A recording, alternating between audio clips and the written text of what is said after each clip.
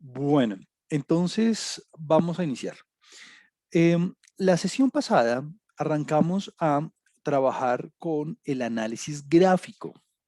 Como les mencionaba hace un segundo, el objetivo de hoy, el cronograma para hoy es terminar como un par de detalles acerca de los gráficos que hemos venido trabajando y dedicarnos el resto de la sesión a trabajar medidas de asociación.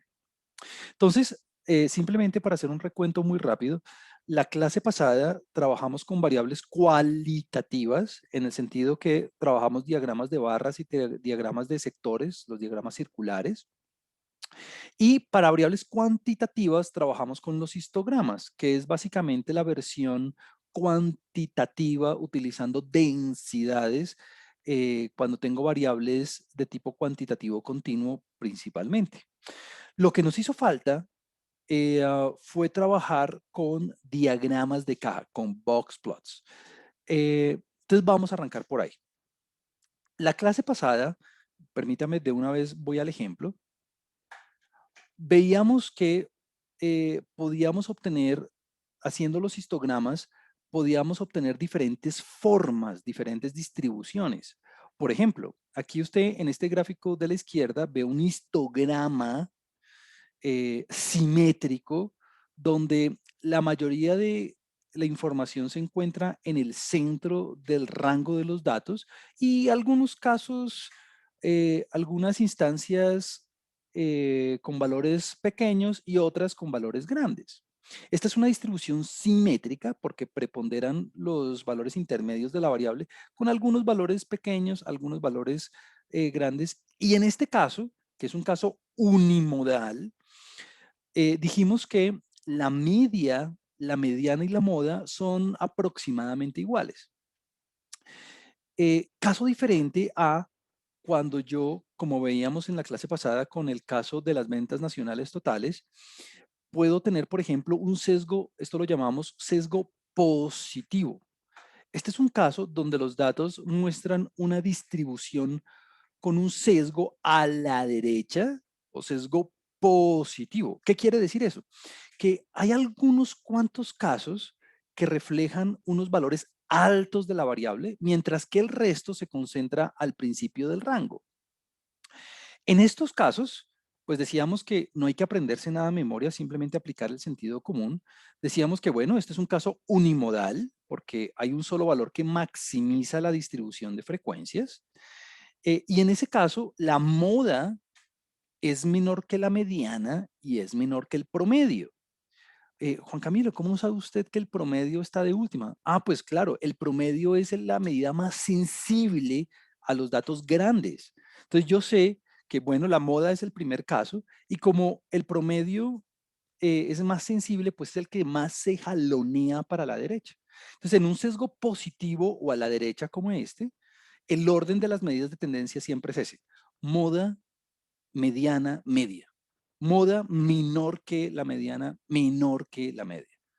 Caso contrario al que veíamos en esta situación, donde el sesgo es un sesgo negativo o a la izquierda. En estos casos, preponderan los valores altos de la variable y hay algunos cuantos valores bajitos. Cuando esto sucede, pues claro, como la media es más sensible a los valores de la variable, pues el orden de las medidas de tendencia va a ser media, menor que la mediana y menor que la moda, que es el valor que maximiza la distribución de frecuencias. Entonces, hay muchas formas, estas son como las tres más típicas: simetría, sesgo positivo o sesgo negativo. Pero también podrían ocurrir casos bimodales, por ejemplo. Estos son un poco más atípicos, pero también podría ocurrir. En este caso tenemos dos modas y pues la media y la mediana se encuentra en la mitad, alrededor de 8 en este caso. Y decíamos que pues dependiendo de la variable, pues la forma del histograma, la forma de la distribución de la variable, pues va a cambiar. Por ejemplo, un caso típico es el sesgo positivo, donde ejemplos abundan. Los ingresos, los retornos, las ventas, usualmente son variables que tienen esta forma, un sesgo positivo pronunciado. Las calificaciones o mediciones repetidas utilizando un instrumento que se está calibrando, también reflejan distribuciones simétricas, donde preponderan los valores intermedios de la variable. Entonces, habíamos aprendido la clase pasada a elaborar estos histogramas e hicimos un histograma particular en el caso de las ventas nacionales totales de la encuesta de tecnología, donde las compañías reportaban sus ventas. Entonces, hacíamos las estadísticas de tendencia, mínimo, cuartiles, media, mediana y máximo. Y solamente estas medidas, viendo estas medidas, yo ya sabía que había un sesgo positivo o a la derecha. ¿Por qué? Pues porque mire que la media es muy superior a la mediana. Claro, hay unas, mire que la cola es una cola bien pronunciada, mire que la cola del histograma es una cola que se extiende a lo largo del rango, donde hay unos poquitos casos con valores exorbitantes de las ventas.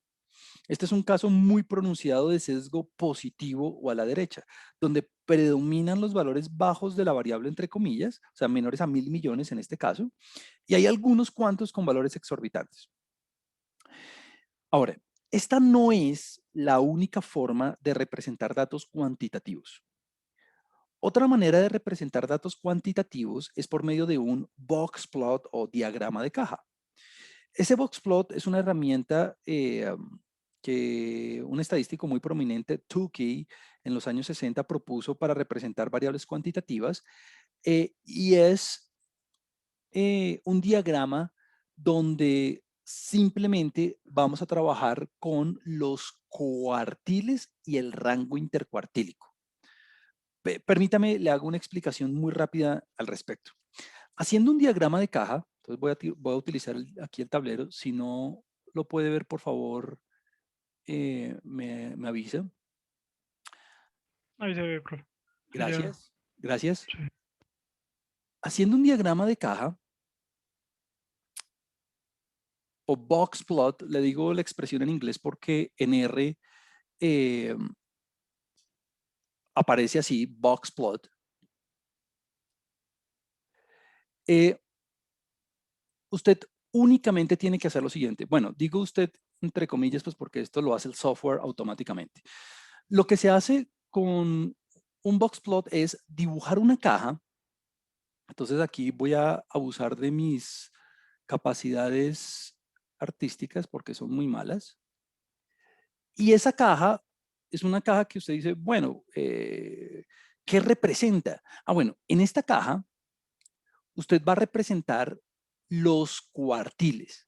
Entonces, cada una de estas líneas verticales que estoy dibujando hace referencia a los cuartiles de la variable. Es decir, esta primera línea es el cuartil número 1, esta segunda línea es el cuartil número 2 y esta tercera línea es el cuartil número 3. Recuerde los cuartiles, ¿no? El cuartil 1 es el percentil 25, el percentil 50 y el percentil 75. Entonces, no olvide eso, ¿no? Percentil 25 es el cuartil 1, percentil 75, percentil 50 o mediana es el cuartil 2 y el cuartil 3 es el percentil 75. Entonces usted dirá, bueno, ¿qué gano yo representando los cuartiles? Bueno, si usted representa los cuartiles, mire que está utilizando la localización de una porción muy importante de los datos, es decir, del 25%, del 50%, del 75%, para evidenciar, para identificar cómo se comporta la variable. Eh, entonces lo que uno hace o lo que hace el software es graficar los percentiles, 25, 50 y 75, y además automáticamente va a dibujar unas líneas horizontales a de izquierda y a derecha eh, que se denominan bigotes. Bigotes. Bueno, el término en inglés es exactamente el mismo, ¿no? Whispers. Entonces, a este lo voy a llamar B1, bigote 1, y a este lo va a denominar B2, bigote 2. Juan Camilo, ¿cómo se calculan esos bigotes? Bueno, pues la verdad es una manera muy sencilla de hacerlo. El bigote 1 es tomar el percentil, bueno, no voy a hablar en términos de percentiles, voy a hablar en términos de cuartiles. El cuartil 1 o percentil 25 menos 1.5 veces el rango intercuartílico. Recuerde que el rango intercuartílico, ya lo habíamos trabajado antes, el rango intercuartílico es el rango del 50% central de los datos, o sea, Q3 menos Q1. Juan Camilo, pues el rango intercuartílico aquí lo estoy representando. Claro, mire, el rango intercuartílico es esta longitud que usted está viendo aquí. Es el rango, la longitud del 50% de los datos centrales. Perfecto. O sea que el bigote 2, pues ya usted sabe lo que va a suceder. Pues si el bigote 1 es el cuartil 1 menos 1.5 veces el rango intercuartílico, entonces, ¿cómo se calculará el bigote 2? Pues fácil. Cuartil 3 más, porque me estoy desplazando para la derecha, 1.5 veces el rango intercuartílico. Entonces aquí yo siempre recibo dos preguntas, que estoy seguro en este momento todo el mundo se está haciendo. Primero, Juan Camilo, ¿de qué me sirven esos bigotes? Bueno, los bigotes sirven para identificar datos atípicos. Cualquier dato que se encuentre antes o después de los bigotes se va a representar con un puntico y esos datos se consideran como datos atípicos, o sea, datos extremos. El término en inglés es outliers. Eh, Ese es el término en inglés, outliers. Los outliers o datos atípicos, datos extremos, son datos que son muy superiores respecto al resto, al común de los datos de la variable. Entonces usted puede tener tanto outliers superiores como outliers inferiores. Entonces, ¿qué es un outlier? ¿Qué es un dato atípico? Es un dato que se encuentra antes del primer bigote o después del primer bigote. Punto. ¿Qué implican? ¿Qué quieren decir? Pues son datos que son o muy pequeños o muy grandes en comparación con el resto, con el común de la base de datos. Número uno, eso.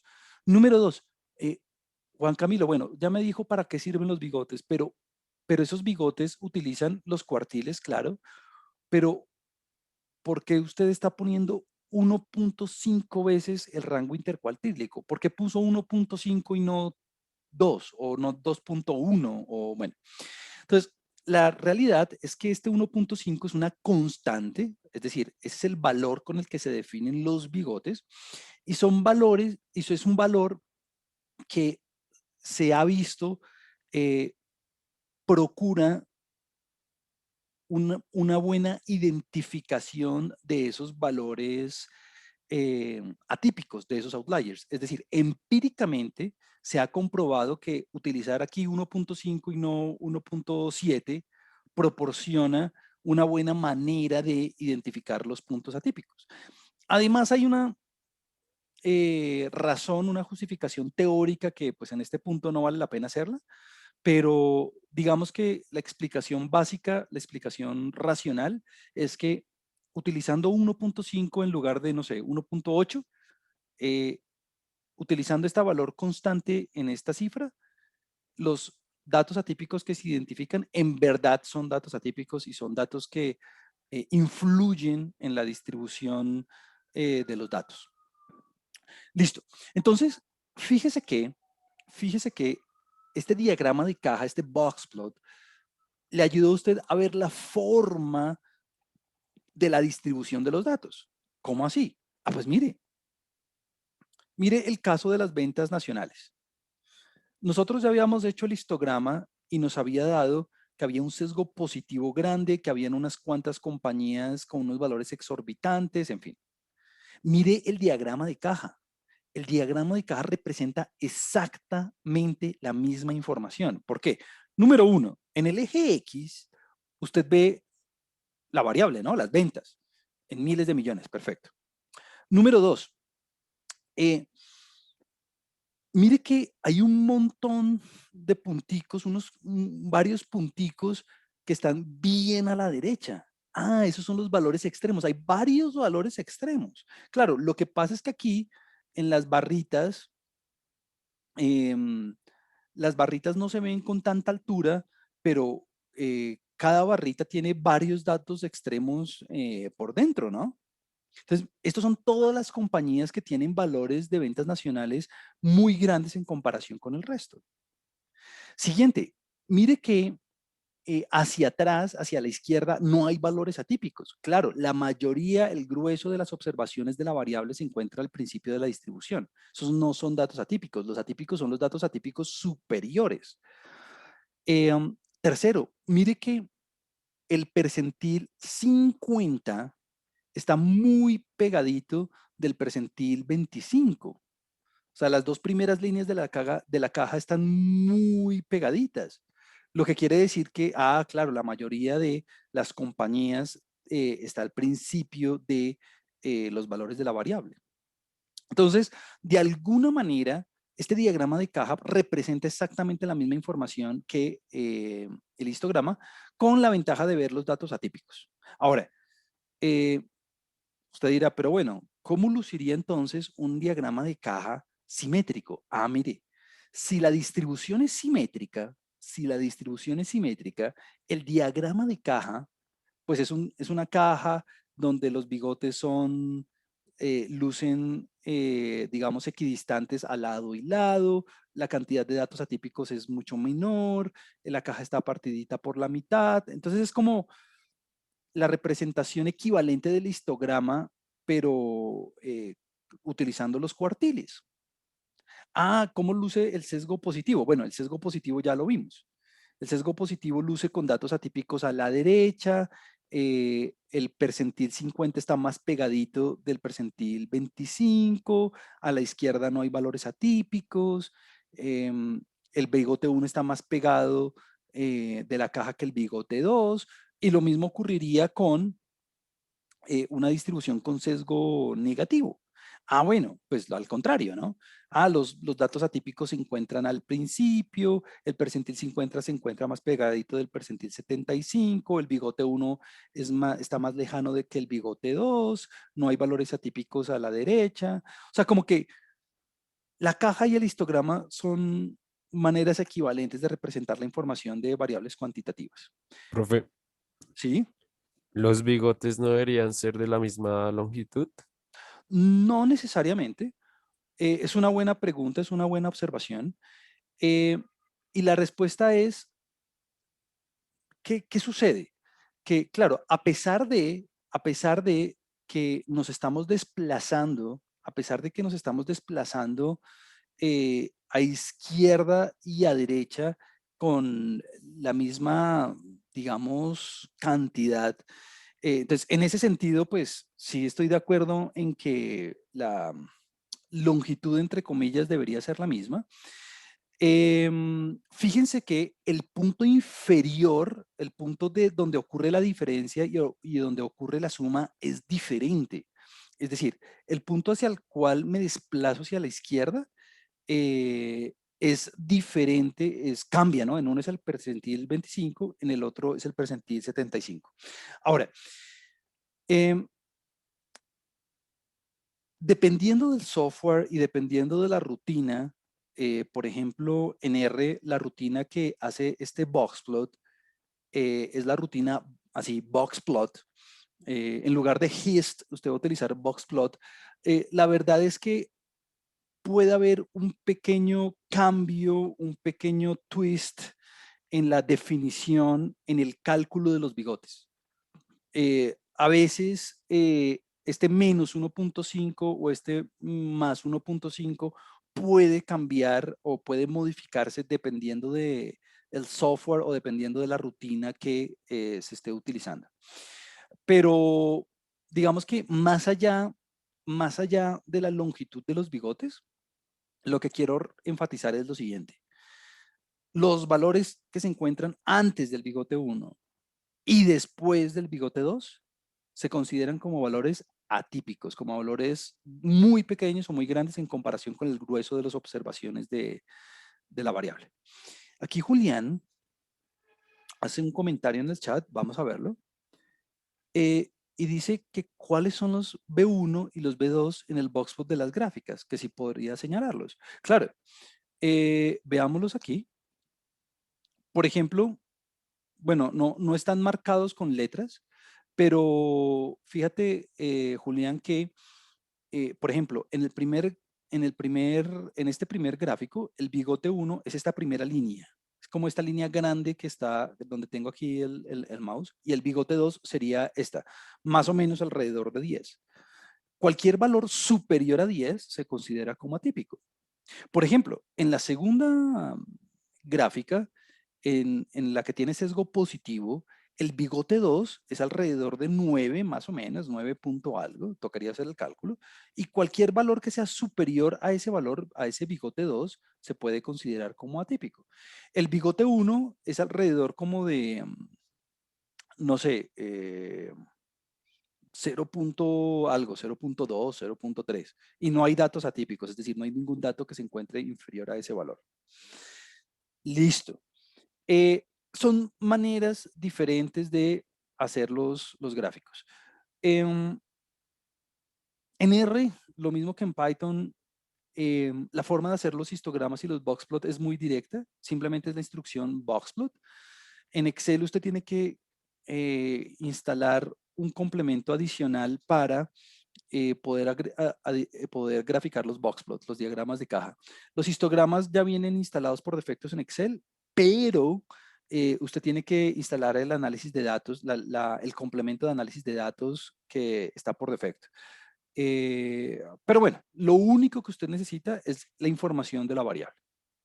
Entonces, la gran conclusión de esto, como que más allá de la parte técnica de cómo se dibujan y demás, es que usted usted tenga en cuenta que tiene dos maneras de representar la información gráfica de una variable cuantitativa, ya sea con histogramas o con boxplots. ¿Cuál es mejor? Yo utilizo los dos y yo procuro presentar las dos gráficas al mismo tiempo. Eso da una buena idea de lo que está sucediendo, sobre todo por las cosas del sesgo. Usted ve que un boxplot que está bien corrido hacia la izquierda con un bigote 2 bien grandote indica un sesgo positivo y usted puede ver los datos atípicos. Lo mismo puede verlo con las barritas. Entonces, como que mi sugerencia es siempre presente las dos alternativas, siempre presente las dos alternativas y discuta ambas, discuta las dos opciones. Bueno, entonces, en términos de análisis gráfico, pues esas son como las alternativas básicas que todo profesional debería manejar. Aquí, antes de continuar, Leonardo hace un comentario, dice que siendo esta la última clase antes del parcial, no hay posibilidad de hacer un ejercicio donde calculemos todo, como para repasar las cosas y estar preparado para el parcial. Claro, Leonardo, ese es el taller. El taller tiene, bueno, los talleres tienen como varios casos, varias instancias, varios puntos donde tienen que calcularlo todo, desde las medidas de tendencia hasta las medidas de variabilidad, los gráficos, las tablas, para que precisamente se preparen para eso. Y precisamente la intención mía, subiendo las soluciones que ustedes puedan comparar los resultados y discutirlos con el monitor o los monitores, porque hay dos monitores, si tienen alguna duda al respecto. Bueno, entonces, dicho eso, quisiera hacer énfasis en un par de cosas más. Diagramas de barras, variables quali, diagramas de caja e histogramas, variables quanti. La clase pasada, nosotros, y aquí voy a arrancar de una vez con el siguiente tema, nosotros dijimos, bueno, si estamos trabajando con variables cualitativas, nosotros hicimos un caso donde trabajamos una tabla bidimensional y tratamos de encontrar la relación entre las dos variables. Entonces, lo que vamos a hacer ahora es explorar mucho más la relación entre variables cualitativas. Pero antes, aquí Juan Camilo está haciendo un comentario en el chat, vamos a verlo. Juan Camilo dice, o sea que ahí en los diagramas de caja R está utilizando valores distintos a 1.5, ¿verdad? O sea, para el B1 usó un valor A por R y B2 usó un valor B. Sí, ya entiendo el comentario de Juan Camilo. Juan Camilo está diciendo, antes de continuar con lo de las tablas, Juan Camilo está diciendo que en la definición de los bigotes que yo estoy utilizando un valor de 1.5 RI y que R puede utilizar utilizando una versión alterna que no es necesariamente la de 1.5. La verdad, eso puede suceder porque el boxplot que está programado en R es un boxplot, si se quiere, entre comillas, optimizado para identificar los outliers. Esta es como la versión general de los bigotes. Entonces, digamos que mi respuesta concreta y, digamos, directa para Juan Camilo es, puede suceder que R o Python o Excel utilicen una versión diferente de estos bigotes. Sí, eso es posible. Así como Juan lo pone aquí muy, digamos, técnicamente como A por RI y B por RI, digamos, un valor diferente a 1.5. Sí, eso puede suceder y de hecho hay como unos 5 algoritmos diferentes para calcular los bigotes, más allá de esta versión general que le di. Pero, repito, más allá de esa observación válida y técnica que dice Juan, los valores anteriores o superiores a los bigotes son valores que se consideran como outliers, como valores atípicos. Correcto. Buena observación. Si alguien, siguiendo este comentario de Juan, quiere como tener una idea más, digamos, exacta o precisa de que cuál es el valor exacto que están utilizando, uno simplemente puede leer el help de la función de la rutina y ya. Hay unos 5 algoritmos más o menos que son, digamos, formas para calcular los bigotes, pero pues la verdad es que yo ya estoy tan acostumbrado a pensar simplemente en que los valores antes y después de los bigotes son valores atípicos que a veces me olvido de esos detalles técnicos. Pero sí, correcta la aseveración que dice Juan Camilo. Muy de acuerdo. Bueno, entonces lo que le venía diciendo es que, gracias por el comentario, Juan, es que la clase pasada trabajamos con un caso bidimensional, con una tabla bidimensional en el que queríamos encontrar una relación entre las variables, entre dos variables cualitativas. ¿Cómo se relacionaban tener departamento de I más D con el pago de impuestos?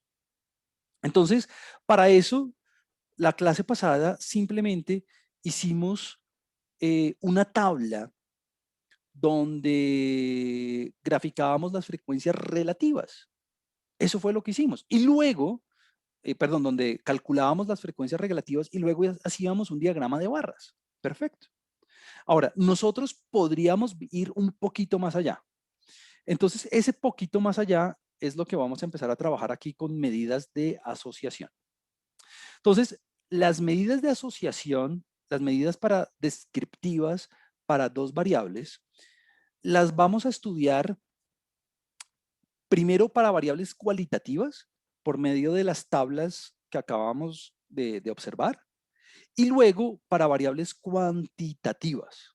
Entonces vamos a arrancar con las variables quali. La verdad sea dicha, aquí con las variables quali, pues ya estamos casi que al otro lado, porque con las variables quali, nosotros ya aprendimos la clase pasada a trabajar con tablas de doble entrada. Pues claro, mire que la clase pasada ya habíamos trabajado con dos variables simultáneamente en dos dimensiones y habíamos calculado las frecuencias relativas. Entonces, ya tenemos mucho trabajo en ese sentido. Así que voy a ir directamente al ejemplo, pues porque básicamente la clase pasada ya aprendimos a interpretar cómo se trabajaba con este tipo de tablas. En este ejemplo, y recuerde que todo este material ya está subido en Moodle, es el que se llama medidas de asociación.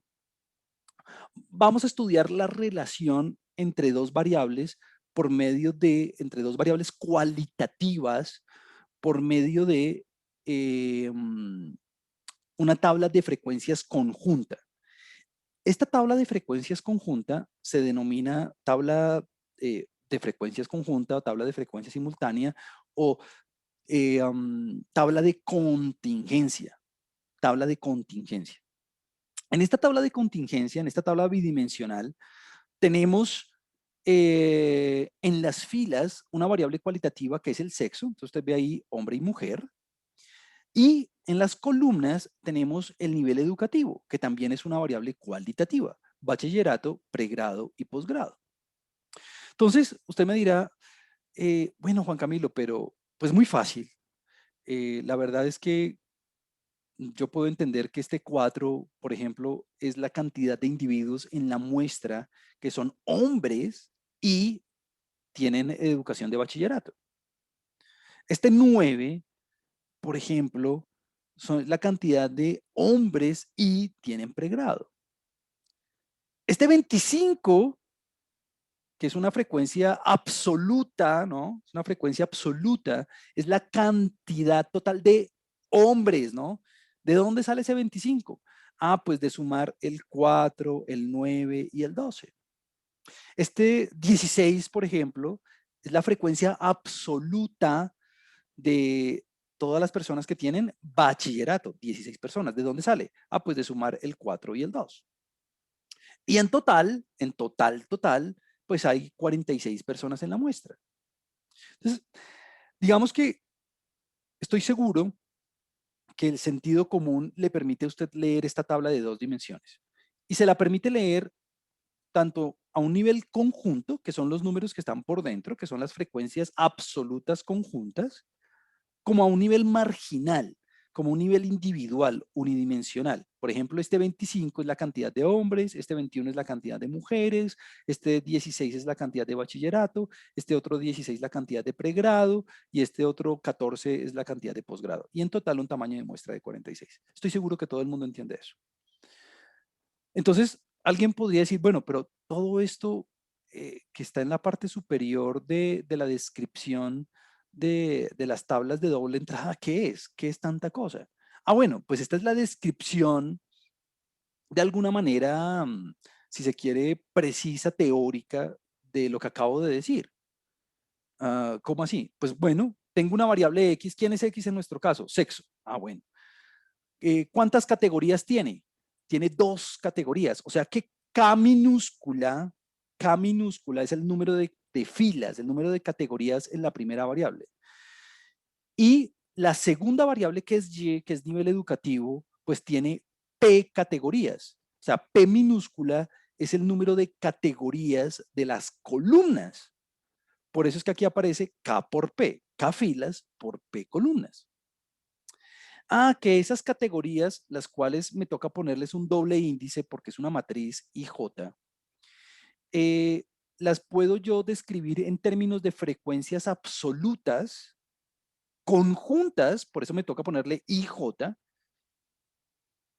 o en términos de frecuencias relativas. Ah, que cómo se calculan las frecuencias relativas. Pues igual que siempre. Simplemente coja la frecuencia absoluta y divídala entre el total de datos. Es una regla de 3. Y si quiere, multiplíquela por 100 y póngale por ciento. Juan Camilo, pero ¿cómo así que hay frecuencias marginales? Claro, hay frecuencias marginales. Pues ya usted me dijo, ya nosotros vimos que era este 25. Ah, pues la frecuencia marginal de la primera categoría de las filas. ¿Que de dónde sale? Ah, pues de sumar todos los valores de las columnas. Por eso es que aquí aparece una sumatoria sobre P. ¿Por qué una sumatoria sobre P? Porque estoy sumando las P categorías de las columnas. ¿Y cómo así que un punto? ¿Cómo así que NI punto?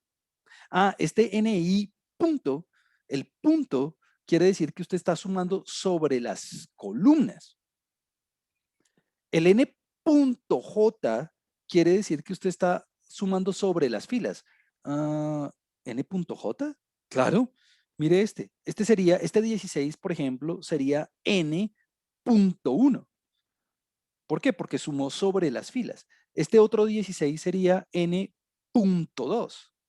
O sea que sumó sobre las filas de la segunda columna. Este sería N punto 3, porque sumó sobre las filas de la tercera columna. O sea que obvio, este sería N 1 punto, porque sumó sobre la primera categoría de la fila todas las columnas. O sea que este sería N 2 punto, porque sumó sobre todas las categorías de las columnas. Y obvio, si lo puedo hacer para las frecuencias, si los puedo hacer para las frecuencias absolutas, pues también lo puedo hacer para las frecuencias relativas, es lo mismo. Solamente que pues ahora estoy sumando porcentajes en lugar de conteos. Y no se asuste cuando vea dobles sumatorias, pues porque son propiedades obvias. Es decir, el tamaño de la muestra total, usted lo puede obtener de 3 maneras diferentes. O usted puede sumar el 4 más el 9 más el 12 más el 12 más el 7 más el 2. O sea, usted puede sumar todo lo que está aquí por dentro de la tabla. Eso le va a dar 46. Por eso hay una doble sumatoria, porque toca sumar tanto por filas y columnas. O este 46 sale de sumar el 25 más el 21. Por eso hay una sumatoria sobre las columnas, sobre las filas, perdón. O ese 46 también puede salir de sumar el 16 más el 16 más el 14. Entonces, mi punto es como que toda esta partecita que está aquí arriba es la descripción lógica de cómo funciona una tabla de estas. Ahora, ya aprendimos a calcular las frecuencias relativas. Claro, ¿qué es lo único que tengo que hacer? Pues dividir sobre n, dividir sobre 46. Al dividir sobre 46, pues porque mire que las frecuencias relativas simplemente es coger todos estos números y dividirlos entre 46, pues me va a dar en puntos porcentuales si multiplico por 100, me va a dar como el comportamiento de la tabla en términos porcentuales, en términos de proporciones. Veámoslo qué sucede. Esto ya lo hicimos la clase pasada. ¿Qué quiere decir este 8.7%? Que el 8.7% de los individuos son hombres y tienen bachillerato. ¿Que de dónde salió? Pues de coger 4 dividido 46. ¿Qué quiere decir este 54%? Pues que el 54% de todos los individuos de la muestra son hombres. ¿Que de dónde salió? Pues de coger el 25 dividido 46. ¿Qué quiere decir este 34%? 34.8%, que el 34.8% de todos los individuos en la muestra tienen bachillerato. ¿Que de dónde salió? Pues de coger el 16 sobre el 46. Es el sentido común, es la regla de 3 que ya habíamos trabajado en la otra clase. Y obvio, pues usted me dice, pues claro, si yo sumo el 54 más el 45, el 54 más el 45, es decir, el porcentaje de hombres en la muestra más el porcentaje de mujeres en la muestra, me va a dar el 100%, claro. O, por otro lado, si usted suma las frecuencias marginales de la educación, también le va a dar el 100%. Pues claro, 34.8 más 34.8 más 34.4, es decir, el porcentaje de bachillerato más el porcentaje de pregrado más el porcentaje de posgrado, también le va a dar el 100%. Y obvio, si yo sumo las de que están por dentro, si yo sumo todas estas 6 que están por dentro, pues también le va a dar el 100%. Por eso es que aparecía una doble sumatoria. Y en términos técnicos, pues la verdad es que usted no tiene que hacer mucho. En términos técnicos, lo único que usted debe hacer es, bueno, construir la tabla de frecuencias. Como que esto en R es demasiado sencillo. Este rbind, de pronto es una rutina que no habíamos visto antes, pero es una rutina que, mire, coge estos numeritos, el 4, el 9 y el 12, y por debajo, bind quiere decir pegar, ¿no? Y unir. Y la R significa row, o sea, de pegar por columnas, por filas, perdón, pegar por filas. Entonces, a esta primera fila, 4, 9, 12, le voy a pegar por debajo la fila 12, 7, 2. Le pongo los nombres que yo quiero que aparezcan en el título y listo. Y mire el resultado. Juan Camilo, que ¿cómo hago para añadir los totales automáticamente? Pues utilice la rutina add margins. Juan Camilo, ¿podría hacer esto en Excel en lugar de hacerlo en R? Claro, usted si quiere puede ponerse a sumar en Excel ahí con el igual suma o señalar la fila o señalar la columna y sumar, es lo mismo. Entonces, este add margins, pues que mi objetivo es que pues usted aprenda algo de programación, le añade los totales a la tabla que usted ya había hecho antes. ¿Y cómo así que margins igual a 1 y 2? Pues claro, margin igual a 1 y 2 quiere decir que el margen que va a utilizar es el de las filas y el de las columnas. O sea, como que 1,2 quiere decir que agregue los totales tanto por filas como por columnas. Y listo. Hay una rutina que tampoco habíamos visto, pues a mí me gusta mucho, y es que, Juan Camilo, usted me acaba de decir que para obtener todos estos porcentajes, lo único que usted debe hacer es dividir por n, es decir, dividir por 46, claro. O sea que yo podría coger esta tabla en R y dividirla entre 46 y ya. Sí, es eso. Y multiplicarla por 100 si quiere. Ahora, hay una rutina que se llama así, prop table. Este prop table lo que hace es hacer esa división por usted directamente. ¿Me toca usar prop table? No, si usted quiere simplemente dividir por 46, hágale. Y mire, y aquí aparecen todos los porcentajes. ¿Por qué sé que son porcentajes? Porque está multiplicado por 100. Listo. Entonces, como que eso ya lo habíamos hecho la clase pasada, como que es de mucho sentido común. Lo que quisiera enfatizar hoy, y como que lo que quisiera resaltar y explicar muy despacito, es esto de los perfiles o las distribuciones condicionadas. A ver, cuando yo trabajo con tablas, necesitamos aprender a trabajar sobre las dimensiones de la tabla. ¿Cómo así las dimensiones? Claro, nosotros acabamos de calcular los porcentajes respecto al total de la muestra. ¿Cómo así? Claro, todos estos porcentajes salen dividiendo por 46. Es decir, este 8,7 que sale de 4 dividido 46, la cantidad de individuos hombres y con bachillerato, dividido el total de la muestra, me da 8,7%. Lo cual se interpreta como que el 8,7% del total de individuos de la muestra son hombres y tienen bachillerato. Pues la verdad es que no es la única forma de calcular los porcentajes. Hay dos dimensiones extra que uno puede explotar para analizar la información. ¿Cómo así? Veámoslo de una vez en el ejemplo y usted se va a dar cuenta. Y ya le explico estas fórmulas y ya le explico todo esto. Entonces veamos a qué me refiero.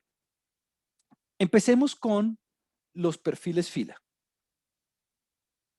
Un perfil fila hace referencia a una tabla en la que usted va a calcular los porcentajes no respecto al total general, sino respecto al total de la fila. Por eso es que usted ve aquí 100% en las filas. Y análogamente va a pasar lo mismo con los perfiles columna.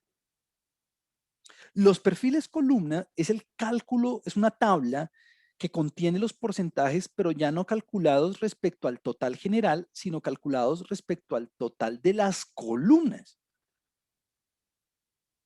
Y alguien me puede decir a mí, pero ¿cómo así? ¿Hay diferencia? Claro, es toda la diferencia. La interpretación es totalmente diferente a la interpretación clásica que veníamos dando. Me explico. Veámoslo nuevamente paso a paso, muy sencillo. permítame, aquí le muestro con el ejemplito que veníamos haciendo. Este 8% era del total de la muestra, el 8% son hombres y tienen bachillerato. ¿De dónde salió? Ah, salió de 4 dividido 46, punto. Y multiplicar por 100, listo. ¿Que de dónde salió este 54? Ah, bueno, del total de la muestra, el 54% son hombres. ¿Que de dónde salió? Ah, bueno, ya sea de sumar las frecuencias aquí en la fila, lo que quiere decir que este es H1 punto, o simplemente coja el 25 y divídalo, simplemente coja el 25 y divídalo entre 46, se acabó. Lo mismo con este 34%. El 34% de todos los individuos en la muestra tienen bachillerato. Ah, que salió de el 16 dividido 46, sí. O de sumar las frecuencias de bachillerato. O sea, este sería H.1. Pero tenemos otra dimensión de análisis. ¿Cuál es esa dimensión de análisis? Bueno, vamos a calcular los porcentajes dependiendo del grupo al cual pertenezcan. Entonces, empecemos con el perfil fila. Este 16% ya no es el 16% respecto al total de la muestra. No. Siempre digo lo mismo y alguien siempre se equivoca porque no me pone cuidado. Este 16% es del total de los hombres, porque mire que el punto de referencia es el 100% aquí. Del total de los hombres, el 16% tenía bachillerato. Muy diferente al 8% que estábamos leyendo ahorita, ¿no? Ese 8% decía, del total de la muestra, el 8% son hombres y tenían bachillerato. Recuerde, este 8% dice, del total de la muestra, mire dónde está el 100%, el 8% son hombres y tenían bachillerato. Y sale, y sale del 4 dividido 46. Muy diferente a este 16. Este 16 es del total de los hombres, el 16% tenía bachillerato. Muy diferente, ¿no? En un caso, el punto de referencia es el total de la muestra y en este caso, el punto de referencia es el total de hombres. Ah, o sea que este 57, ¿cómo se interpreta? Perdón. Del total de mujeres, el 57% tiene bachillerato. Muy diferente, ¿no? Ah, o sea que ocurren dos cosas. Primero, si yo sumo todos estos porcentajes, ya no me va a dar como antes 54%, me va a dar 100%, porque esos porcentajes los estoy calculando respecto al total del grupo. ¿Cómo así? Ah, bueno, eso quiere decir que este 16%, ¿de dónde salió? ¿De dónde salió ese 16? Ya no de dividir entre 46, ya no de dividir entre el total de la muestra, de dividir entre el total de hombres. O sea que ese 16% salió de, permítame se lo muestro, coger este 4 dividido 25. O sea, en los perfiles fila, usted coge todos estos frecuencias absolutas y las divide entre 25. Por eso es que la suma ya no le da el 54%, sino le da 100%. Y lo mismo con las mujeres. Ya el punto de referencia no es 46, es 21. O sea que en los perfiles fila, en los porcentajes de la fila de abajo salen de coger todos estos valores del 12, del 7, del 2, dividido 21. Muy diferente, ¿no? Por eso es que la suma le da el 100%. Número uno eso. Y mire que los porcentajes difieren enormemente a los porcentajes que teníamos antes. Siguiente cosa. Ah, bueno, o sea que si todos estos porcentajes los estoy calculando respecto al total del grupo, o sea que la suma ya me da 100% por grupo, eso quiere decir que Eso quiere decir que estos porcentajes me sirven para comparar el grupo de los hombres con el grupo de las mujeres en términos del nivel educativo. Por eso es que son importantes los perfiles fila. Porque en este caso, lo que estoy haciendo es poner bajo el mismo rasero, bajo la misma balanza, tanto a hombres como mujeres y compararlos en términos del nivel educativo. Si usted se da cuenta, pues ya el total no es un total que venga de sumar, ¿no? Ya este es un total que sale de dividir respecto al total. Es decir, vamos a decir, uy, Juan Camilo, pero es que esta tabla está mal porque mire que este 34 no le suma 16 y 57. Y no, pues es que eso no tiene por qué sumar 34, porque es que ese 34 mire que coincide perfectamente con el que ya teníamos antes, que es el total de antes. Pues obvio, ¿por qué? Pues porque este 34 sale de 16 sobre el total 46. Y este otro 34 sale del 16 sobre el total que es 46. O sea, este 34 es la suma de los perfiles conjuntos, no de los perfiles fila. Ah, o sea que, listo, ya entiendo varias cosas. Primero, los perfiles fila se calculan con respecto al total de las filas y su interpretación es diferentísima a la anterior, a la conjunta. Sí. ¿Cómo se interpreta nuevamente? El 16% del total de hombres tiene bachillerato. El 57% del total de mujeres tiene bachillerato. Ah, estoy comparando tanto hombres como mujeres en términos del nivel educativo. Perfecto. Por eso es que si yo hago el gráfico de esta tabla, por eso es que me va a quedar una cosa de este estilo. Es el gráfico de la izquierda. Mire que me quedan dos barritas. Pues obvio, porque tengo dos grupos, dos filas, tengo dos barritas. Y cada barrita está dividida en tres porciones. Ah, ¿por qué en tres? Ah, pues porque tengo tres columnas. Ahora sí, voy a poder comparar tanto hombres como mujeres en función en términos del nivel educativo. Y usted se da cuenta de lo que está sucediendo, y es que lo que está sucediendo es que hay una disparidad, para esta muestra, para este caso, hay una disparidad en términos del nivel educativo por sexo, ¿no? ¿Y por qué? Ah, pues mire que la cantidad de los que tienen, el porcentaje, la proporción de los que tienen posgrado, hombres, supera enormemente, casi que triplica los de las que tienen posgrado, de los individuos que tienen posgrado, mujeres. ¿No? O sea, de los hombres, el porcentaje que tiene posgrado es muy superior a el porcentaje dividido de las mujeres que tiene posgrado. Es decir, en función del nivel educativo hay una disparidad a favor de los hombres porque están mayor preparados. Ahora, en un mundo ideal, en un mundo como debería ser el asunto, esto no debería lucir de esta forma.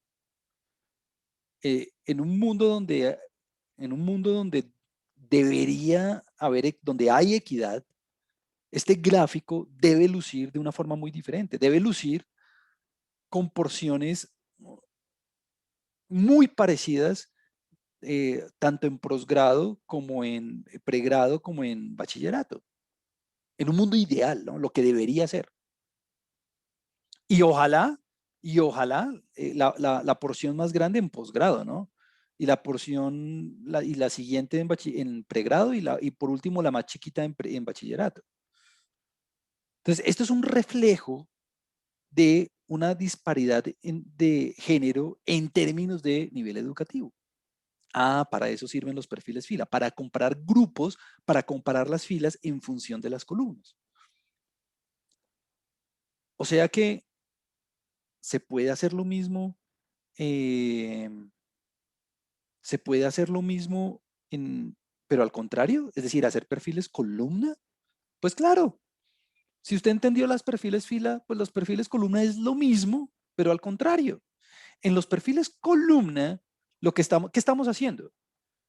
Mire que los totales ahora están en las columnas. O sea que ahora en los perfiles columna estoy calculando los porcentajes respecto al total de las columnas. O sea que este 25%, ¿cómo se interpretaría? Del total de personas con bachillerato, o de todas las personas con bachillerato, el 25% eran hombres. Muy diferente este 16, ¿no? De todos los hombres, el 16 tenía bachillerato. Son cosas absolutamente diferentes. A algunas personas les cuesta entenderlo, pero yo creo que si usted entiende que el punto de referencia es diferente, entonces ya usted entiende todo. ¿De dónde salió este 25? Bueno, pues de coger la frecuencia absoluta del 4 dividido 16, perdón. No dividido 46, no dividido 25, dividido 16.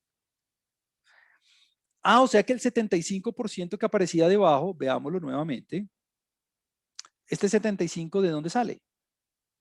Pues de coger la frecuencia conjunta de mujeres y bachillerato dividido el total de bachillerato. O sea que, pues muy fácil, del total de personas con bachillerato, el 75% eran mujeres.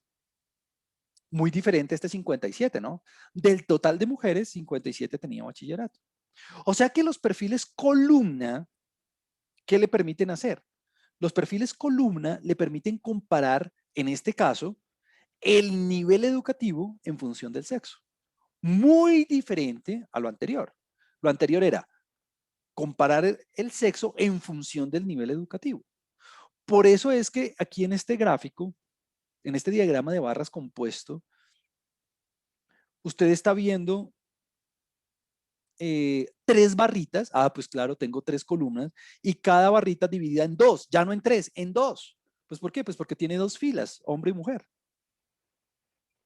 Entonces mire que usted puede hacer una comparación en las 2 dimensiones, comparar las filas en función de las columnas o comparar las columnas en función de las filas.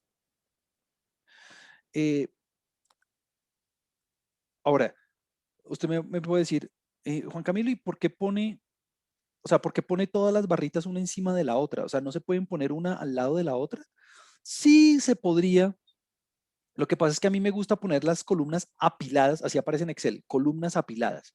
A mí me gusta poner los colorcitos uno encima de los otros, las columnas, las barritas, no al lado, sino una encima de la otra, porque si usted se da cuenta, todo le tiene que apilar al 100%.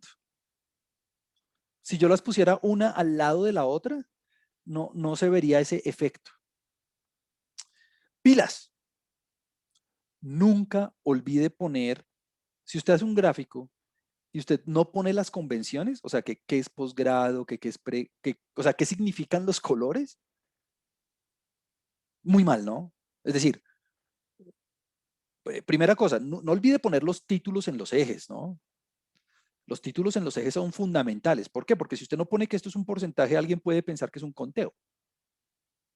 Número 1. Número 2. Si usted se le olvida poner los colorcitos, o sea, ¿qué significan los colores? Pues eso no lo entiende nadie. Y muy importante, la interpretación. La interpretación depende de donde esté el 100% de respecto a quién se calcule el porcentaje. Y si usted entiende esto, pues la verdad es que en términos teóricos, pues la simbología yo la dejo siempre para el final una vez usted entendió el concepto. ¿Por qué? Porque, digamos, cuando usted está haciendo un perfil fila, pues mire el símbolo. El símbolo es HIJ. Esta barrita significa dado el total de la fila. Por eso es que aparece I punto.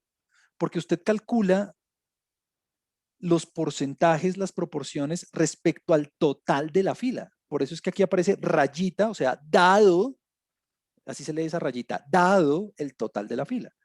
Lo mismo que si usted hace perfiles columna, pues en términos simbólicos, lo que usted debe coger es el total, la frecuencia conjunta y dividirlo en dado el total de la columna. Por eso aparece punto J.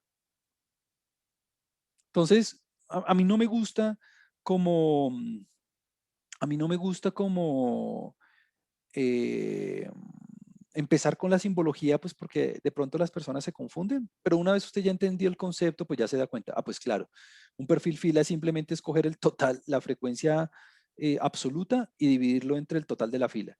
Y un perfil columna simplemente es escoger la frecuencia absoluta y dividirlo entre el total de la columna. Y me gusta hacerlo porque así, como primero explicar el ejemplo, porque ya cuando usted va a ver las propiedades, pues ya son lógicas. ¿Por qué? Ah, pues porque claro, si usted tiene perfiles fila, pues al totalizarlas les tienen que dar 1 las filas. Pues claro, cuando yo sumo sobre las filas, mire que el 100% aparece en las filas, cuando yo cojo un perfil fila. Pero si yo totalizo los perfiles columna, mire que aquí aparece punto J, pues el 100% aparece es en la parte de abajo. Ahora, Juan Camilo, ¿y esto qué quiere decir? Pues que usted puede calcular los perfiles, ya sea utilizando como insumo las frecuencias absolutas o puede calcularlos con las frecuencias relativas. Es decir, la regla de 3 necesariamente se tiene que hacer con las frecuencias absolutas. O sea, me toca coger el número de eh, conjunto dividido el total de la fila. No, usted podría coger el porcentaje de conjunto y dividirlo entre el total, el porcentaje total de la fila. O sea, usted puede hacer el cálculo vía frecuencia absoluta o vía frecuencia relativa, es lo mismo. Le va a dar exactamente el mismo porcentaje. Y en términos técnicos, en términos de cómo el computador lo hace, pues bueno, ya usted sabe en su mente qué tiene que hacer el computador, pues dividir entre el total de la fila o el total de la columna. Sí. En términos técnicos, R lo hace de una manera muy sencilla. En términos técnicos, eh, para sacar el perfil fila, lo único que tiene que hacer usted es usar la función propTable y ponerle margin igual a 1. Fíjese que antes nosotros habíamos usado la rutina propTable, ¿no? Antes nosotros habíamos usado la rutina propTable, mírela aquí, y no le habíamos puesto ningún margen ni nada de eso. Este margin hacía referencia a que totalizara tanto filas como columnas. Cuando hacemos los perfiles, si usted lo quiere hacer en R, pues es lo mismo, es el mismo prop table, pero entonces tiene que decirle a R cuál margen quiere utilizar como referencia. Entonces, por ejemplo, si usted va a hacer los perfiles fila, tiene que escribir prop table, margin igual a 1. Eso quiere decir, calcule el total respecto a la columna. Y luego, si usted quiere añadir los totales, por eso aquí dice add margins, como agregar los totales en los márgenes, pues póngale margin igual a 2. Y usted va a decir, uy, pero ¿cómo así que margin igual a 1 y margin igual a 2? No, pues no se confunda. Es decir, este margin igual a 1 quiere decir que hace el cálculo respecto al total de las filas. Así calcula el porcentaje. Y luego, para que le aparezca el total, para que le aparezca estos 100%, póngale margin igual a 2 en el total cuando vaya a hacer la suma. Entonces, un margin hace referencia a cuál perfil está haciendo, sobre si debe dividir sobre el total de las filas o el total de las columnas. Y el otro margin hace referencia a dónde tiene que hacer la suma, si por filas o por columnas. Juan Camilo, ¿me toca hacerlo así? No. Si usted quiere, y esto es algo que pues yo hice en su momento hace 20 años, es primero ejecute esta partecita de código y mire qué le sale. ¿Qué le va a salir? Pues le va a salir la tabla sin los totales. Y luego ahí sí, ejecútelo todo. ¿Y qué le va a salir? Pues ahí sí le va a salir toda la tabla con los 100%. Es decir, este margin igual a 2, lo único que hace es ponerle estos 100%. Y este margin igual a único, lo único que hace es calcular los porcentajes respecto al total. Juan Camilo, ¿lo podría hacer a mano? Sí, lo podría hacer a mano. ¿Lo podría hacer en Excel? Sí, lo podría hacer en Excel. ¿Qué haría yo? Pues esta es la versión automatizada de hacerlo. Pues la verdad lo que yo haría es siempre utilizar este mismo código cada vez que lo vaya a hacer y así me toma un segundo hacerlo y no me demoro. Y lo mismo para los perfiles columna. Pues lo mismo pero al revés, ¿no? Mire que aquí en lugar de margin igual a 1 le aparece margin igual a 2 y aquí en lugar de margin igual a 2 pues le aparece margin igual a 1. Bueno, es todo. Como que la invitación es a que usted replique el código, bueno, póngale los títulos, que hombre, mujer, que bachillerato, que pregrado, que eso. Pero mi invitación es a que usted cuando haga el taller o cuando esté estudiando el ejemplo o lo que sea, pues lo replique en R y usted dice, ah, sí, mire que aquí me está dando los números, que mire que este margin igual a 2 ahí sí me pone el 100, que no me lo pone, en fin. Y en cuanto a los gráficos, mire que la función es la misma, bar plot. La función es exactamente la misma. Como que en términos de los gráficos, usted, pues claro, usted ve aquí un montón de ¿cómo se dice?, de argumentos, pero pues son los argumentos típicos, o sea, como que el título del eje Y, el título principal, el título del eje X, este X, este Y lim, este Y lim, quiere decir como hasta dónde va a graficar el eje Y. ¿Cómo así? Ah, pues mire que en el eje Y llega desde 0 hasta 120. Me gusta ponerlo hasta ahí para que se vea bonito y como que se vea completico del 100, pues. Mm, como que, legend.text igual a true. ¿Qué quiere decir eso? Ah, pues que le ponga las leyendas, ¿no? Si usted en algún momento, y esto le puede pasar, pues uno leyendo esto, pues ya sabe qué hace la función, pero si usted en algún momento está enredado con alguna rutina y quiere saber cuál es el efecto, pues lo que yo hago siempre, y esto lo hago todos los días, es, supongamos que alguien no sabe qué es legend igual a true, no sabe qué es legend.text igual a true, supongamos que alguien no sabe qué es eso. ¿Qué haría yo? Pues le pongo false y vuelvo a correr el código y miro a ver qué pasa. En fin, como que no se complique por el código, es decir, Juan Camilo, ¿me tengo que aprender esto de memoria? No, no, no, no, no, no. Cuando esté haciendo el taller, es más, le digo qué hice yo. Cuando estaba haciendo la solución del taller, ¿qué hice? Pues cogí control C, control B, lo pegué y le cambié los detallitos que le quería cambiar. Pues en lugar de sexo, le puse pues la variable con la que estaba trabajando. En lugar de, bueno, el porcentaje no se lo cambié. En fin, como que uno adapta el código a su situación. Usted no se tiene que aprender nada de esto de memoria. Obviamente, pues ya uno con el tiempo ya se lo aprende, pero pues usted no está estudiando programación ni nada de eso aquí, está utilizando el código y ya. Bueno, eso en términos de variables cualitativas. ¿Qué nos hace falta? Variables cuantitativas. Y aquí, la verdad es que el procedimiento es también muy lógico, muy común. Esto que vamos a hacer con las variables cuantitativas es algo que usted, estoy seguro, ha hecho hasta inclusive desde el colegio. Como que esto es algo que uno le enseñan desde sexto, yo me acuerdo, y eso es hace 30 años. Bueno, 30 años es un decir mucho más. En donde simplemente vamos a estudiar la relación entre variables cuantitativas, ojo, cuantitativas, pero pues aquí ya no puedo utilizar estas tablas. Aquí ya no puedo utilizar estas tablas porque pues ya no tengo categorías. ¿Por qué? Porque como tengo variables cuantitativas continuas, porque si fueran discretas, número de hijos, por ejemplo, pues ahí uno puede poner las categorías en las filas, digamos. Pero como tengo variables cuantitativas continuas, Entonces ya no puedo hacer estas tablas.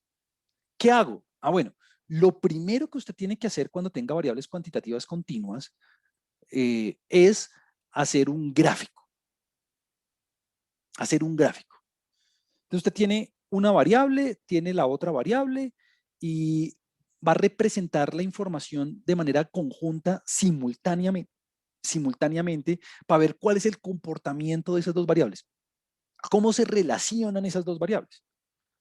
¿Cómo así, Juan Camilo? Pues veámoslo en un ejemplo muy sencillo. Entonces, en este ejemplo, tenemos un tamaño de muestra de 25 materiales. Ya no vamos a trabajar con la encuesta EDIT, sino vamos a cambiar de caso. 25 materiales, o sea, ya no hay compañías, hay materiales. Y vamos a estudiar dos variables. El peso en kilogramos. Ojo, recuerde siempre unidades de medición, kilogramos, y temperatura, grados centígrados. Listo. ¿Cómo se relacionan el peso y la temperatura para estos 25 materiales? Entonces, lo primero que yo hago siempre es un dispersograma o nube de puntos. Eso es lo primero que uno tiene que hacer. Entonces, en este dispersograma que voy a hacer, voy a graficar el peso en función de la temperatura. El peso en función de la temperatura. Aquí me quedó al revés. Aquí puse un dispersograma de la temperatura frente al peso, pero no, lo que quería decir era peso frente a temperatura, o sea, al contrario. Juan Camilo, ¿lo hubiera podido hacer al revés, temperatura en función del peso? Sí, si quiere hacerlo al revés, hágale, no hay ningún lío. Solamente que en el ejemplo que yo quería hacer, lo quería hacer así, peso en función de temperatura. Si usted quiere al revés, temperatura en función del peso, es también válido, también está válido. O sea, cuando uno dice temperatura frente al peso, la temperatura debería ir en el eje Y y el peso en el eje X. ¿Listo? Aquí lo hice peso frente a temperatura, o sea, me quedó al revés. O sea, peso, eje Y, frente a temperatura, eje X. Bueno.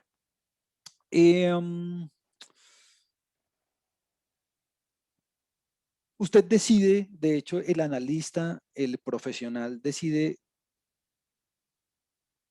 cuál variable debería poner en el eje Y, o sea, cuál es la variable dependiente, cuál variable quiere estudiar en función de quién. Eso lo decide el analista. En este caso,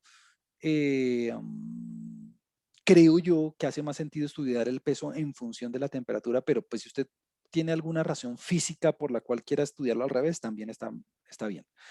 Por ejemplo, si a mí me dicen, si usted tiene dos variables, por ejemplo, la inversión en publicidad y tiene la inversión en dólares en publicidad y tiene otra variable que sería las ventas en dólares también, pues a mí me hace más sentido estudiar las ventas en función del gasto en publicidad, ¿no? No al revés. Pero bueno, digamos que cada aplicación indica hacia dónde ir. Y aquí están los datos. Ahí están los datos. Entonces, recomendación 1. Para el parcial, y lo mismo que para los talleres, usted va a tener datos en un archivo de texto externo. O sea, yo no le voy a dar los daticos así uno por uno, no. ¿Por qué? Porque le voy a dar, no sé, 1000 datos, 2000 datos, 3000 datos, 10.000 datos. Y usted a mano no se va a poner a pasar eso. Tiene que, repito, aprender a importar los datos en el software, ya sea en R o ya sea en Excel o en Python, en lo que usted quiera. No, ojo, no le voy a dar los datos así uno por uno como en este caso. Se los voy a dar en un archivo de texto externo porque son muchos datos. Imagínense si yo le diera 10.000 datos así, uno por uno, ¿a qué horas? Pues nunca acabaría, ¿no? Entonces, este es nuestro primer ejemplo. Le voy a dar los datos así, digamos uno por uno, pero repito, eso no va a ser el caso en los talleres ni en los parciales.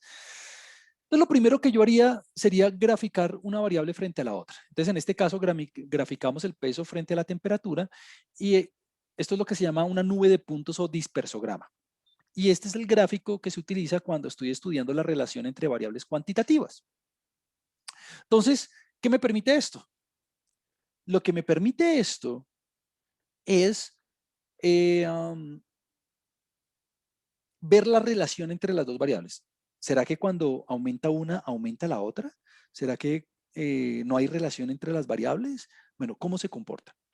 Entonces, este gráfico es como proporciona una idea preliminar de la relación entre las variables. Aquí claramente, como si usted se da cuenta, mire que a medida que aumenta la temperatura, también está aumentando el peso. ¿Por qué lo sé? Porque mire que la nube de puntos va creciendo, ¿no? Tiene una pendiente positiva. Entonces, por lo menos preliminarmente, ya pude identificar la relación entre las dos variables. La relación entre las dos variables aparentemente es una relación directa. A medida que crece una, crece la otra. Para eso se hace una nube de puntos, para eso se hace un dispersograma. Ese es el primer paso cuando yo analizo variables cuantitativas. Ahora, ese paso, aquí Felipe hace un comentario en el chat. Bueno, y de hecho, eso es un comentario muy válido. Felipe me dice, bueno, Juan Camilo, usted aquí está haciendo, usted claramente tiene datos brutos, o sea, tiene todos los datos uno por uno, tiene los 25 materiales con sus datos sin agrupar. Lo que me está diciendo Felipe en el chat es, ¿y qué pasa si tuviera intervalos? O sea, ¿cómo hago yo para hacer un dispersograma si tuviera intervalos? Aquí la opción, Felipe, si tuviera intervalos, hay un par de opciones. Una sería trabajar con la marca de clase del intervalo, o sea, con el punto medio del intervalo. Esa sería una opción. Y la verdad es que si yo tuviera los intervalos, Felipe, como tengo intervalos, entonces tengo las categorías. Si yo tuviera intervalos, yo más bien haría una tabla. O sea, haría el mismo, estos gráficos. Haría una tabla. ¿Por qué? Porque es que si tuviera intervalos, pues ya tengo las categorías. Y como ya tengo las categorías, pues básicamente puedo calcular los porcentajes y eso. Entonces, las dos opciones son, Felipe, o hago las barras, tal cual lo hicimos hace un segundo, pues porque ya tengo las categorías, pero si tengo muchas categorías, y tengo muchos intervalos, yo no haría las tablas, lo que haría es graficar las marcas de clase, o sea, los puntos medios así con los punticos. En lugar de graficar los datos brutos, graficaría los puntos medios de los intervalos. Esas serían como las dos opciones, Felipe. Muy, muy buena observación. Ahora, en términos técnicos, pues mire que es muy fácil hacer un dispersograma en R. La función es plot. Juan Camilo, yo quiero poner en el eje X el peso y en el eje Y la temperatura. ¿Qué hago?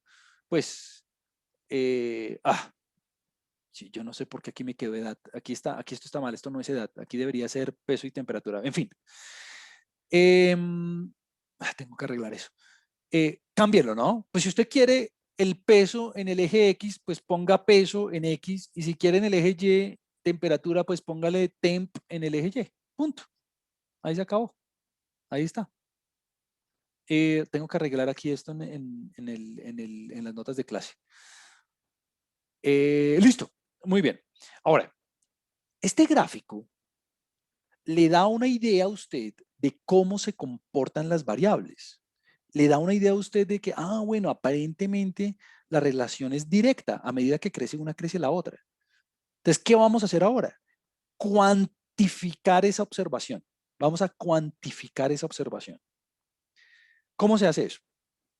Una primera medida para cuantificar eso se llama covarianza.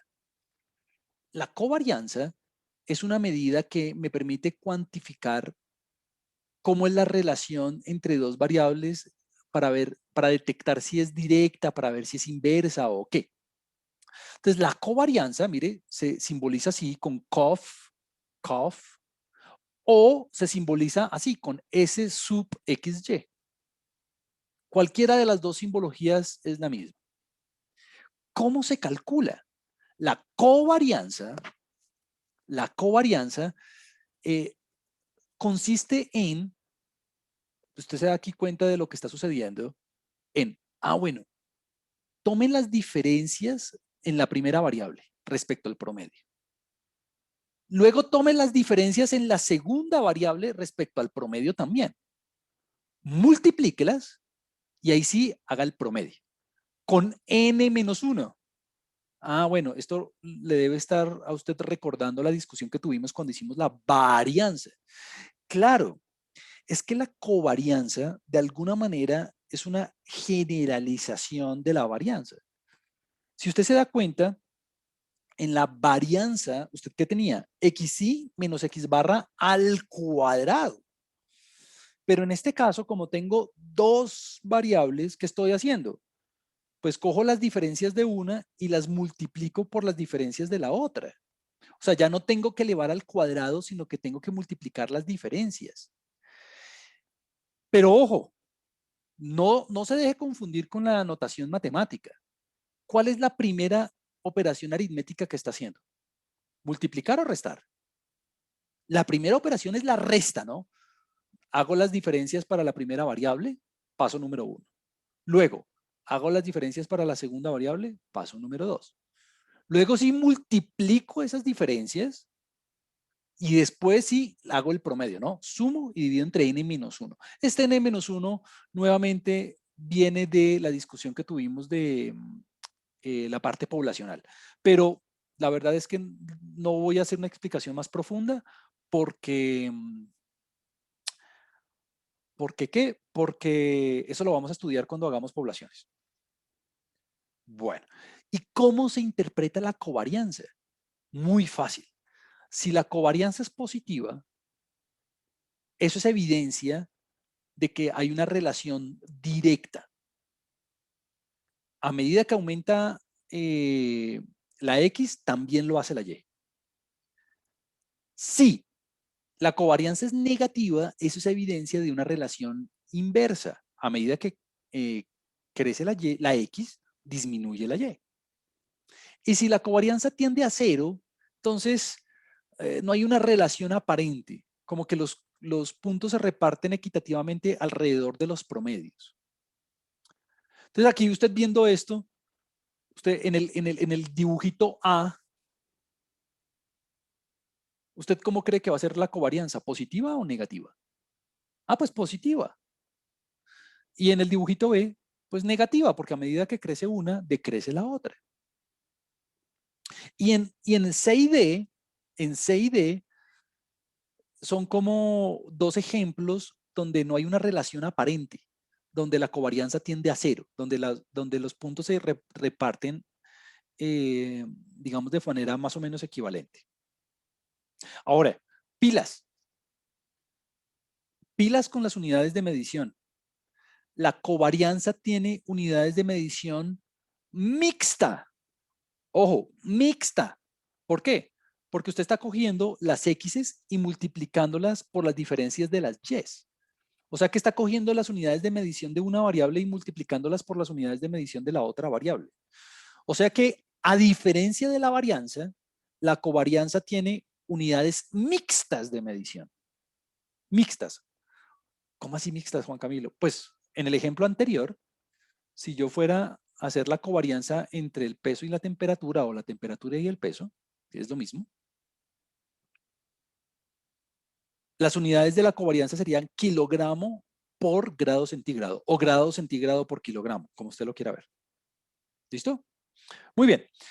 Entonces, precisamente en el caso anterior, donde estoy haciendo estudiando la relación entre el peso y la temperatura, ¿cuánto me da la covarianza?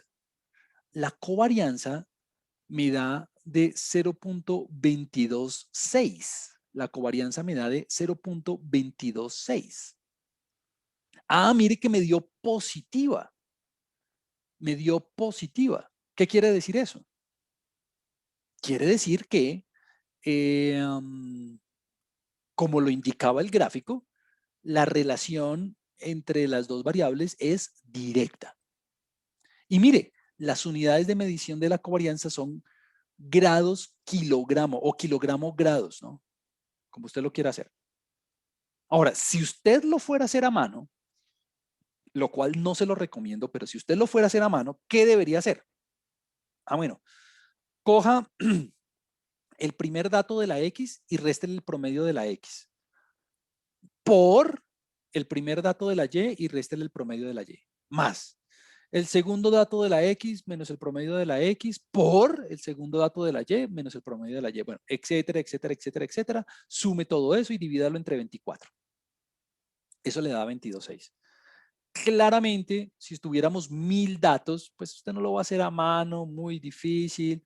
Pues bueno, mire cómo se hace en R, muy fácil. Usted, bueno, ya teníamos los datos. Si quiere calcular el promedio de la temperatura y calcular el promedio del peso, ahí están. Recuerde la función min, el promedio. Y mire cómo se hace la covarianza. Mire, simplemente usted pone COF. Eso hace la operación por usted. Le da de 0.26.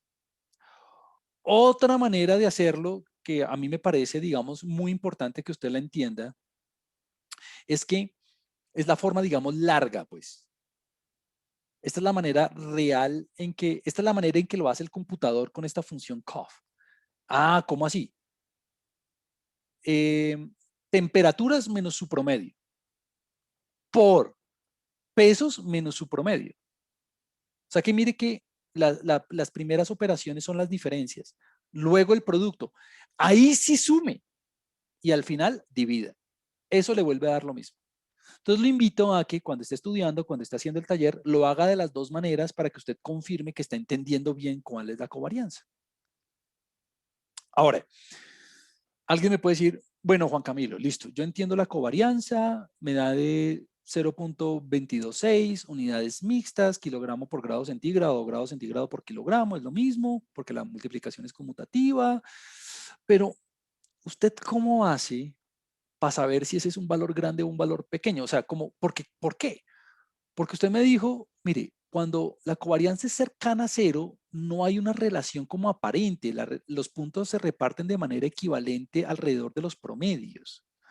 Como que no hay una distinción notoria entre la relación de las variables. Pero uno, ¿cómo hace para saber que algo es cercano a cero o no? Pues porque mire, me dio 0.226. Claro, es positivo, es un número positivo. O sea que nuestra conclusión era que la relación era directa. Pero usted, ¿cómo hizo para saber que la relación era fuerte? ¿Cómo hizo para saber que ese número es grande? Pues para mayor que cero, como para decir que la relación es directa y no aproximadamente a cero.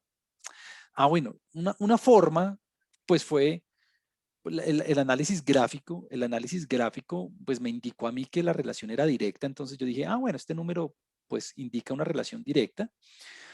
Pero la verdad sea dicha, hay que ir más allá.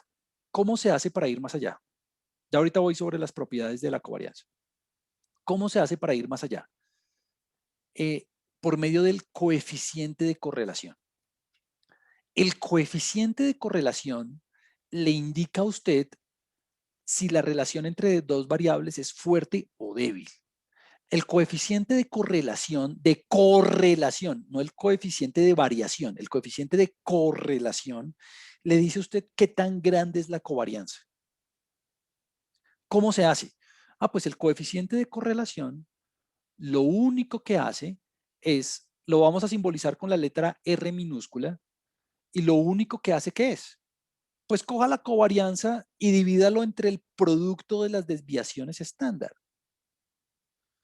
Y Juan Camilo, ¿y por qué se hace así? Pues Pearson lo hizo así, pues de manera muy astuta, por lo siguiente.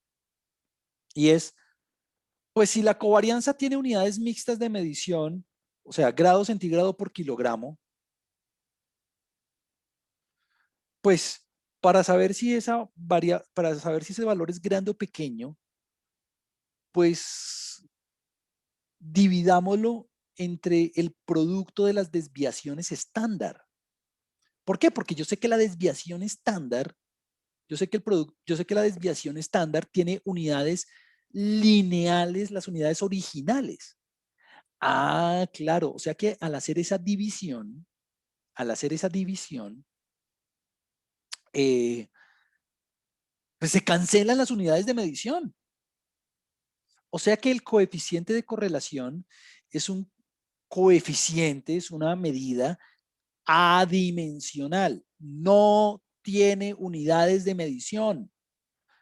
no tiene unidades de medición, o sea que usted la puede expresar en porcentaje, o sea, si quiere puede multiplicar por 100 y ponerle por ciento, que eso es lo que usualmente hacemos. Ah, ¿y cómo funciona? Pues mire, aquí yo tengo un grafiquito. En la parte superior, usted tiene varios ejemplos. Y lo primero que usted debería notar es que el coeficiente de correlación siempre toma valores entre -1 y 1, siempre. O sea que si un coeficiente de correlación le da 1.3, algo le quedó mal. Si un coeficiente de correlación le da -3, algo le quedó mal. Siempre está entre -100 y 100%, siempre. Ah, bueno. Entonces, mire, cuando el coeficiente de correlación le da 1, es porque la relación entre las dos variables es lineal y perfecta. O sea, cuando el coeficiente de correlación es 100%, la relación entre las dos variables es perfecta, ¿no? Lineal y perfecta. O sea que cuando es -1, también es perfecta, ¿no? Pero inversa. El error típico, y hago mucha énfasis en esto, el error típico es que, Juan Camilo, el coeficiente de correlación me dio de menos 80%, aquí está, -80%. O sea que, uy, la relación entre las dos variables es muy mala. No, no, no, no, no, no, no, no, no. Un coeficiente de correlación de -80% es muy bueno. Lo que pasa es que ese menos quiere decir que la relación es inversa. A medida que crece una, decrece la otra. Entonces, el error típico es que, uy, Juan Camilo me dio un coeficiente de correlación de menos 95%. O sea que, no, esas variables no están relacionadas linealmente. No, no, muy mal, ¿no? Muy bien relacionadas, pero de manera inversa. Entonces, aquí usted aquí ve, digamos que, ¿qué va pasando? Cuando le da de 40%, por ejemplo, mire que la nube de puntos es mucho más dispersa, mucho más, digamos, amplia. Y cuando es 0, mire cómo le queda. Ahora, el coeficiente de correlación trabaja relaciones lineales. ¿Cómo así lineales? O sea, el coeficiente de correlación cuantifica asociaciones que uno enmarca dentro de una línea recta. El coeficiente de correlación no cuantifica correlaciones que sean de otro estilo. Por ejemplo, no sé, aquí usted ve una relación circular. Este coeficiente, si yo calculara el coeficiente de correlación en este caso, me va a dar 0. Pues porque los puntos están distribuidos uniformemente alrededor del promedio que queda en toda la mitad, de los promedios que quedan en toda la mitad. Pero eso no quiere decir que no haya relación entre las variables. Sí hay una relación circular, pero no es que no haya una relación. No hay una relación lineal, eso sí es. Pero sí hay una relación entre las variables circular. Por ejemplo, mire esta. No sé, coja esta, el de la mitad. Aquí el coeficiente de correlación le vuelve a dar 0. Si usted lo calculara, ¿por qué? Porque los puntos están distribuidos uniformemente alrededor del promedio que queda como aquí en la mitad de esta parábola, entre comillas. O sea que, Juan Camilo, entonces no existe una relación entre las variables. Mala interpretación. No existe una relación lineal entre las variables, ¿no? Porque hay una relación parabólica, ¿no? Entonces, como que el coeficiente de correlación de Pearson es un coeficiente de correlación que se utiliza para cuantificar relaciones lineales primordialmente. Aquí Manuel hace una pregunta muy natural y de hecho es una excelente pregunta y dice, ¿existe algún coeficiente que mida otro tipo de relaciones? Como por ejemplo circulares, parabólicas y demás. Aquí la respuesta va en varios sentidos, Manuel.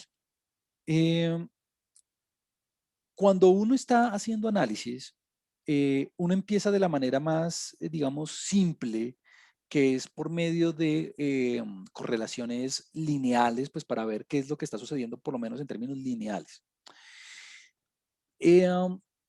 Por eso es que es muy importante hacer los gráficos, ¿no? Pues porque si uno se basa únicamente en los numeritos, pues uno dice, bueno, uno calcula el coeficiente de correlación y le da 0. Entonces uno dice, uno se lleva un sinsabor porque uno no sabe si es que no hay relación o no hay relación. Entonces, la primera recomendación, Manuel, es siempre hacer el gráfico también como para chequear eso. ¿Será que hay circular? ¿Será que es parabólica y demás? Bueno. Siguiente cosa. No hay como una versión estándar, como una versión muy popularizada de otro tipo de correlaciones para cuantificar esas relaciones. Lo que se hace usualmente, Manuel, es transformar las variables, digamos, aplicándole una transformación logarítmica o una transformación de raíz cuadrada o alguna cosa así, para de alguna manera volver la relación un poco más lineal en otra escala. ¿Por qué? Porque es que no hay como una versión así como parabólica o algo así del coeficiente. No. Esa es otra opción. Y otra alternativa es, existen otros coeficientes de correlación. Por ejemplo, existe el coeficiente de Kendall, el coeficiente de... eh, ahora se me olvidó. Hay otros 3 coeficientes, pero esos coeficientes están más bien orientados a trabajar con otro tipo de variables que no sean cuantitativas, sino quali, por ejemplo. Entonces, mi recomendación, Manuel, es siempre, dado que no tenemos como una versión más estandarizada de otro tipo de relaciones, irnos con los gráficos. Y si uno quiere cuantificar de alguna manera la relación, transformar la variable en otra escala, como aplicando un logaritmo, una raíz cuadrada o, bueno, cualquier otro tipo de transformación, para encontrar relaciones lineales, así sean en escalas diferentes. Con el propósito de decir, bueno, me voy a inventar, puede que, la temperatura y el peso no tengan una relación lineal. Pero puede que la temperatura en escala logarítmica y el peso sí la tengan. Entonces, eso es lo que uno hace. Los economistas lo hacen todo el tiempo cuando trabajan con los ingresos, porque los ingresos no tienen una relación lineal directa con las variables como años de... Alguien se le abrió el micrófono. Y lo que se hace usualmente es transformar la variable en otra escala para encontrar la relación. Eso lo hacen los economistas todo el tiempo. Bueno, entonces, ¿cómo se interpreta el coeficiente de correlación? Pues muy sencillo. Si es cercano a 0, pues la relación es una relación que no existe, una relación no existe lineal, ¿no? Cuando está entre 0 y 0,5 es una relación reducida o mínima. Cuando está entre 0,5 y 0,7 es aceptable. Entre 0,7 y 0,9 moderada. Entre 0,9 y 1 alta o fuerte. Y si es exactamente igual a 1, perfecta. Pero pilas, el hecho de que sea negativa no quiere decir que sea mala, ¿no? No quiere decir que sea mala. En este caso, trabajando con nuestro ejemplo, si yo cojo la covarianza y la divido entre el producto de las desviaciones estándar, mire, me da del 92%. Uf, un coeficiente de correlación del 92% indica que hay una relación lineal fuerte entre la temperatura y el peso. Entonces, siguiendo con el comentario de Manuel, supongamos que esa correlación me hubiera dado del 1%. ¿Qué haría yo, Manuel? Lo que yo haría es, yo cogería, digamos, ambas variables y las transformaría, las pondría en escala logarítmica y volvería a calcular el coeficiente de correlación a ver si en escala logarítmica hay una relación mejor. Muy seguramente la va a haber. Ese es el propósito de las transformaciones. ¿Cómo se transforma una variable en escala logarítmica? Pues coja todos los valores y sáqueles el log, ¿no? Y ya. Bueno, me da el 92%. Entonces se concluye que la relación es lineal, fuerte y positiva, ¿no? Directa. A medida que crece una, crece la otra. ¿Cuáles las unidades de medición del coeficiente de correlación? Ninguna. Es adimensional, o sea que usted lo puede expresar en puntos porcentuales. En términos técnicos, ¿cómo se hace? Pues usted calcula las desviaciones estándar y tiene dos opciones. O coge la covarianza y las divide entre el producto de las desviaciones estándar. Recuerde que SD hace referencia a Standard Deviation, ideal 92%. O simplemente utiliza la función CORE, ¿no? CORE, la función CORE del coeficiente de correlación. Ahí está. Y mire que de las dos formas le da lo mismo. Le invito a que lo corrobore. Características. Ya lo dije, siempre toma valores entre -1 y 1. Es una medida adimensional. Tiene el mismo signo de la covarianza. Pilas, hereda el signo de la covarianza. Obvio, pues porque las desviaciones estándar siempre son positivas. Y pilas, es sensible a datos atípicos. ¿Por qué? Porque se basa en los promedios. O sea que si usted tiene valores muy altos o muy bajos de la variable, el coeficiente de correlación se puede alterar de manera drástica por esos valores.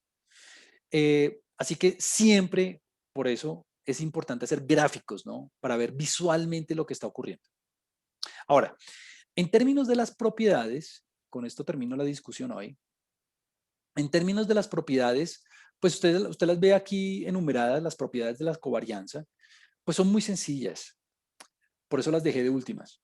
La covarianza entre X y Y es la misma covarianza entre Y y X, claro. La variabilidad conjunta entre la temperatura y el peso es lo mismo que entre el peso y la temperatura, obvio, el producto es conmutativo. La covarianza entre una variable y sí misma es la varianza, obvio. Pues mire la definición. En la definición usted tiene xy menos x barra, o sea que si la variable y fuera la misma variable x, ¿qué le va a quedar? Ah, pues xy menos x barra al cuadrado. O sea que una covarianza entre una variable y sí misma es la misma varianza. Listo. Esta es la propiedad estas dos propiedades que voy a terminar de mencionar son las importantes. Si usted transforma las variables de manera lineal, o sea, si usted a la primera variable le aplica la transformación a x más b y a la segunda cy más d, donde a, b, c y d son constantes, usted no tiene que volver a calcular la covarianza. Simplemente saque las constantes a y c. La b y la d desaparecen. Pilas, la b y la d desaparecen. Usted no tiene que volver a hacer cálculos, simplemente saque las constantes. Igual que hacíamos con la varianza, lo mismo, solamente que en la varianza le salían al cuadrado. Pues obvio, pues porque tiene el xy menos x barra al cuadrado. En este caso no, simplemente saca las constantes. Y por último, una propiedad que nosotros ya habíamos demostrado para la varianza, pero pues no voy a hacerlo en este momento, es que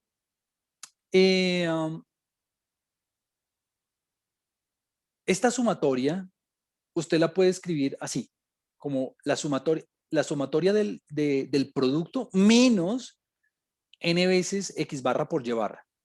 O sea, usted no necesita ponerse a hacer esta sumatoria a mano. Si quiere, alternativamente, puede primero hacer los productos y sumar, y al final a lo que le dé, ahí sí le resta n veces x barra por y barra. Esta misma identidad ya la habíamos estudiado con la varianza, por eso lo estoy haciendo aquí un poquito rápido. ¿Por qué? Pues porque antes le quedaba xy al cuadrado menos n x barra al cuadrado. Pues en este caso, como tengo una variable adicional, pues me queda aquí por y menos el y barra. Entonces, cualquiera de las dos maneras de calcular la covarianza es importante. Y en el taller número 6, de hecho, hay un punto donde usted tiene que utilizar esta segunda fórmula porque no puede hacerlo con esta. Y por último, la varianza de la suma no es la suma de las varianzas. Es la suma de las varianzas más 2 veces la covarianza. Más 2 veces la covarianza. Ese es un error típico que las personas dicen, ah, pues si quiero la variabilidad de dos variables, pues simplemente sumo las varianzas. No, toca sumarle 2 veces la covarianza. ¿Qué quiere decir conmensurables?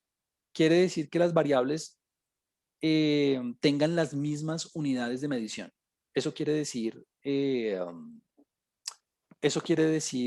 conmensurables, que si usted está utilizando kilogramos, entonces las dos variables estén en kilogramos.